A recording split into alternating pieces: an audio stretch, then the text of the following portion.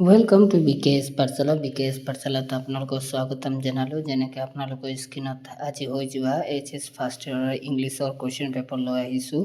ফুল marks 90 মাৰ্কছৰ আছিল আৰু আপোনালোকে চাব পাৰে প্ৰথম কুৱেশ্যনটো পেছেজ আছিল। পেছেজ বহুত সহজ আছিল।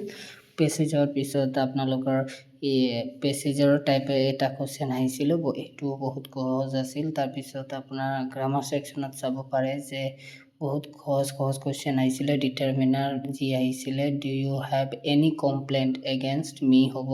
হি is the tallest boy in the class, many his friends deserted him at the hour of need. তেনেকুৱাই my father had return from the market before I arrived home.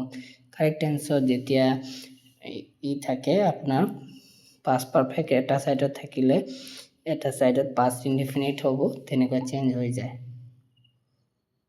তাৰপিছত চাব পাৰিব আপোনালোকে লিখা আছিল it has been raining since morning. এইটো আপোনালোকৰ present perfect continuous tense হয় আৰু এইমতে it has been raining since morning হ'ব। তাৰপিছত এইটো ফিউচাৰ টেন্সত আছিল they will send my books by next week. তাৰপিছত এপ্ৰপ্ৰিয়েট মডেল এক্সিলাৰী লিখিব লাগিছিলে। He pay must his dues before he can be allowed to sit at the examination.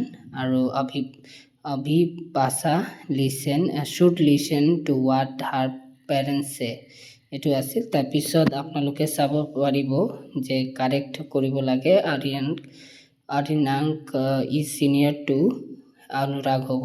তাৰপিছত আপোনালোকে চাব পাৰিব neither Bigyan or neither Pragyan is present in the meeting হ'ব, are আছিল।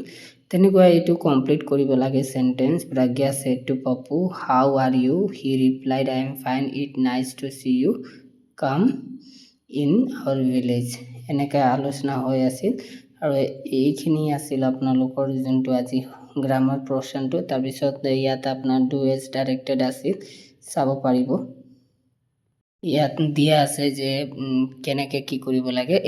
Comparative ডিগ্ৰীত কৰিব লাগে। নো আদাৰ বয় in the class is as tall as he, সেইটো হ'ব he is taller than any other boy in the class। আৰু তাৰপিছত I know where he lives, I know his placement of residence, মানে ক'ত থাকে সেইটো দেখাব লাগে। একদম চিম্পল চেণ্টেন্সত কৰিব লাগে। তাৰপিছত 8 নম্বৰ আছিল কাৰেক্ট কৰিব লাগে, উল্টা পুল্টাকৈ জাম্বল ৱৰ্ডছ বুলি ক'ব পাৰি, সেইটো দিয়া আছিল।